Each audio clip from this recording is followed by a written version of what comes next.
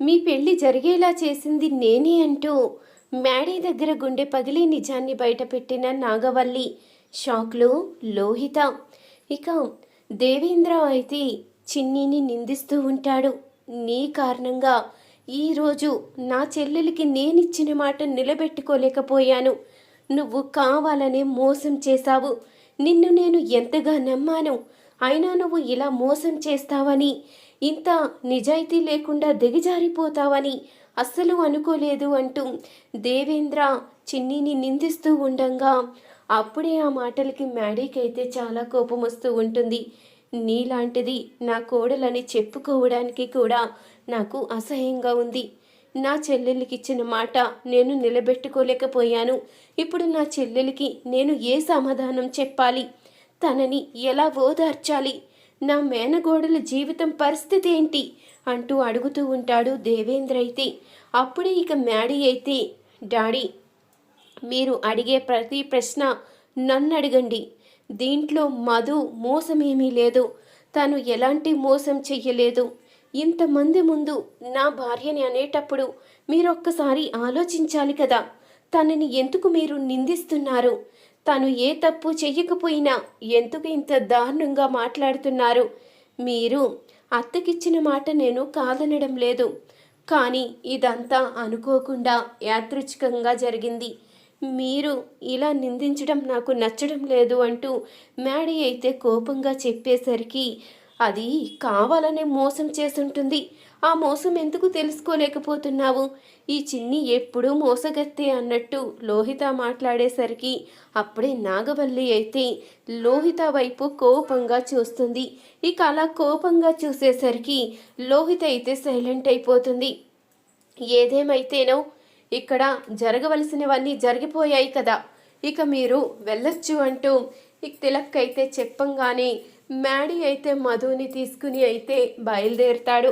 అప్పుడు ఇక నాగవల్లి అయితే దేవేంద్రతో చెప్తూ ఉంటుంది, మనం చేసేదేమీ లేదు. ఇప్పుడు ఏదో జరిగిందని మనం మ్యాడీని దూరం చేసుకోలేము కదా బాబా. తొందరలోనే దీనికి ఏదోటి ఉపాయం ఆలోచిద్దాము అంటూ చెప్తూ ఉంటుంది నాగవల్లి. ఇక దేవేంద్ర అయితే కోపంగా అయితే వెళ్ళిపోతాడు. ఇంతలో మ్యాడీ మధు అయితే ఇంటికి వచ్చేసరికి వాళ్ళని చూసిన వసంత్ అయితే ఒక్కసారిగా షాక్ అయిపోతుంది. ఏంటి వదిన, ఇప్పుడు నా కూతురు పరిస్థితి ఏంటి? నా కూతురు ఏం పాపం చేసిందని దానికి శిక్ష వేశారు? అది ఇప్పుడు అందరి ముందు తలెత్తుకుని ఎలా తిరగాలి? దాని భవిష్యత్ ఏంటి?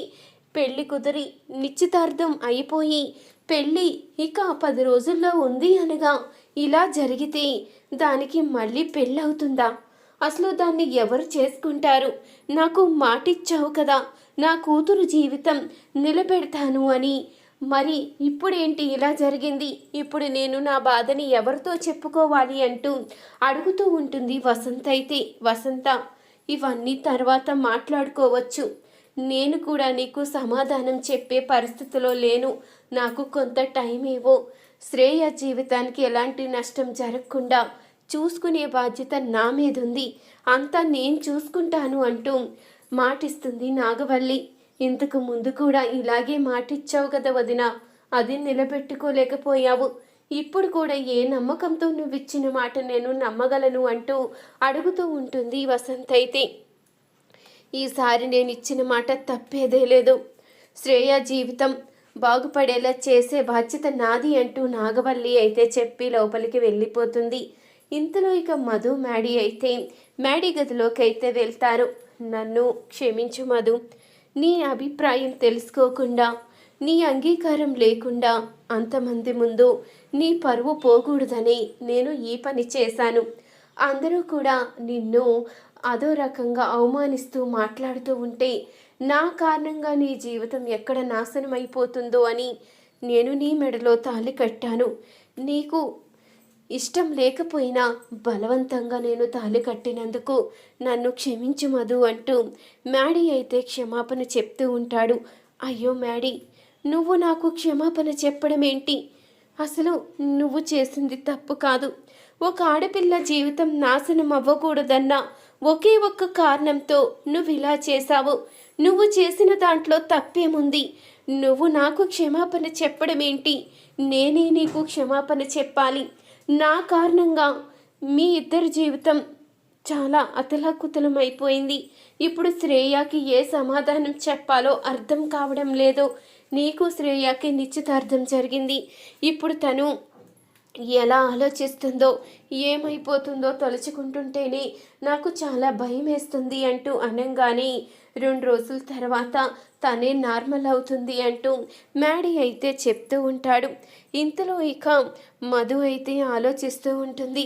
ఇప్పుడు ఇలా జరిగినందుకు నాగవల్లి ఆంటీ చాలా కోపంగా ఉండుంటుంది. ఏం చెయ్యాలో అర్థం కావడం లేదు అంటూ ఆలోచిస్తూ ఉంటుంది. ఇంతలో మ్యాడీకి అయితే రూపా సుబ్బు ఇద్దరూ కూడా ఫోన్ చేస్తారు. బాబు, నిన్నటి నుంచి మా అమ్మాయి రాలేదు బాబు అంటూ అనంగానే, నన్ను క్షమించండి అంకుల్, మీ పర్మిషన్ లేకుండా మధు మెడలో నేను తాళి కట్టాను అంటూ జరిగింది మొత్తం చెప్పంగాని వాళ్ళైతే చాలా సంతోషపడుతూ ఉంటారు. దీంట్లో క్షమాపణ ఎందుకు బాబు, మీ ఇద్దరికీ ఆ దేవుడు రాసిపెట్టుంటాడు, అందుకని ఇలా పెళ్లి జరిగింది. రాసిపెట్టి లేనిదే జరగదు కదా. ఆ శివుడు ఆజ్ఞ లేనిదే చీమైనా కుట్టదు అంటారు కదా.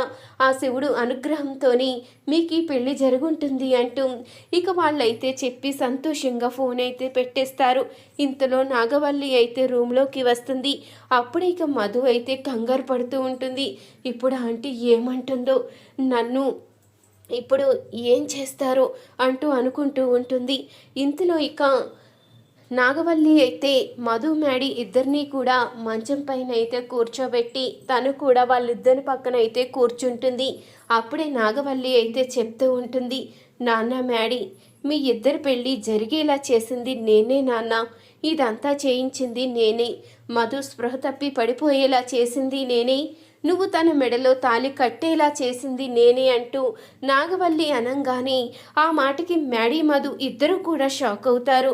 ఏంటి మమ్మీ నువ్వు చెప్పేది, నువ్వు చేయడం ఏంటి అంటూ అడుగుతూ ఉంటాడు మ్యాడీ. అవును నాన్న, ఇంతకాలం నేను మధు విషయంలో చాలా అన్యాయం చేశాను. నా కారణంగా తనకి చాలా అన్యాయం జరిగింది. ఆ చేసిన అన్యాయానికి నేను ఏదో రకంగా నేను చేసిన తప్పులు సరిదిద్దుకోవాలి కదా, అందుకనే ఇలా చేశాను నాన్న. ఈ మధు ఎవరో కాదు నాన్న, నువ్వు చిన్నప్పటి నుంచి ప్రేమిస్తున్న చిన్ని అనంగానే ఆ మాటకి మ్యాడీ అయితే ఒక్కసారిగా షాక్ అవుతాడు. ఏంటి చిన్నియా, నిజం చెప్పు, అంటే నువ్వు నన్ను మోసం చేశావా? ఇంతకాలం నా స్నేహితురాళ్ళ నా పక్కనే ఉంటూ ఇంత మోసం చేస్తావా? మా అమ్మని మీ అమ్మ చంపిందని తెలుసుకున్నాను, నువ్వు ఇక్కడ ఉండడానికి వీల్లేదు అంటూ మ్యాడీ అయితే కోపంగా అనేసరికి, ఆగు మ్యాడీ, జరిగింది నేను చెప్తాను.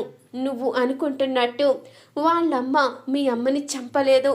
నేను కూడా అలాగే పొరపాటు పడి వాళ్ళ కుటుంబానికి చాలా అన్యాయం చేశాను. మీ అమ్మని చంపింది ఎవరో తెలుసా? మీ నాన్న. నీ కన్న తండ్రి నీ కన్న తల్లిని చంపేశాడు. ఆ విషయం నేను చాలా లేటుగా తెలుసుకున్నాను. నీకు శ్రేయకి ఎంగేజ్మెంట్ రోజు ఒక లెటర్ వచ్చింది. ఆ లెటర్ చూసి మీ నాన్న చాలా కంగారు పడ్డాడు. అప్పుడే నాకు అనుమానం వచ్చింది. ఆ లెటర్ ఓపెన్ చేసి చూస్తే దాంట్లో మీ అమ్మని చంపింది మీ నానే అన్నట్టు రాసుంది. అది చిన్ని రాసినట్టు ఎవరో పంపించారు. తర్వాత నేను అంతా ఎంక్వైరీ చేసిన తర్వాత అన్ని నిజాలు తెలుసుకున్నాను. నీకు పెళ్లి జరిపించిన ఆ తిలక్ ద్వారా కూడా చాలా విషయాలు తెలుసుకున్నాను. అందుకని మన కారణంగా అన్యాయమైపోయిన చిన్ని కుటుంబానికి ఎలాగో న్యాయం చెయ్యలేము, కానీ చిన్నీనైనా చూసుకోవడం మన బాధ్యత. మన కుటుంబం కారణంగా తన కుటుంబం నాశనం అయిపోయింది. నీ కన్న తల్లి తన కన్న తల్లి కారణంగా చనిపోయిందని నువ్వెంత కోపంగా ఉన్నావో, ఇప్పుడు మన కుటుంబం కారణంగా తనకు అన్యాయం జరిగినందుకు తను అంతే కోపంగా ఉండాలి కదా. కానీ మధు నిన్ను ఒక్క మాట కూడా అనలేదు. ఒక్కసారి ఆలోచించుకో అంటూ నాగవల్లి అయితే మ్యాడీతో చెప్తూ ఉండగా ఈ మాటలన్నీ విన్న లోహిత్ అయితే ఒక్కసారిగా షాక్ అవుతుంది. ఏంటి అసలు ఇప్పుడు మధు మ్యాడీ పెళ్లి జరిగేలా చేసింది ఆంటీయా? అంటే దాన్ని నెత్తిన పెట్టుకు చూసుకుంటుంది కదా, ఇక నా బ్రతుకు అంతే అంటూ లోహిత్ అయితే షాక్ అవుతుంది. ఈ వీడియో కనుక నచ్చితే ఒక్క లైక్ చేయండి, మా ఛానల్ని సబ్స్క్రైబ్ చేసుకుని పక్కనే ఉన్న గంట సింబలపై ఆల్ అని క్లిక్ చేయండి.